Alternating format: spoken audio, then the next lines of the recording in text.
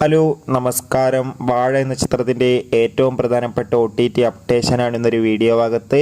വീഡിയോയ്ക്ക് മുൻപേ video like ചെയ്യുക, ചാനൽ സബ്സ്ക്രൈബ് ചെയ്യാൻ വേണ്ടി ശ്രമിക്കുക.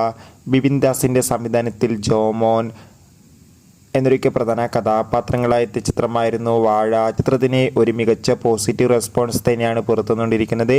ഇപ്പോൾ ഇതാ വാഴ എന്ന ചിത്രത്തിന് വേൾഡ് വൈഡായി ഏകദേശം 20 കോടിക്കടുത്ത് കളക്ഷൻ നേടിയെടുക്കാൻ വേണ്ടി സാധിച്ചിട്ടുണ്ടായിരുന്നു.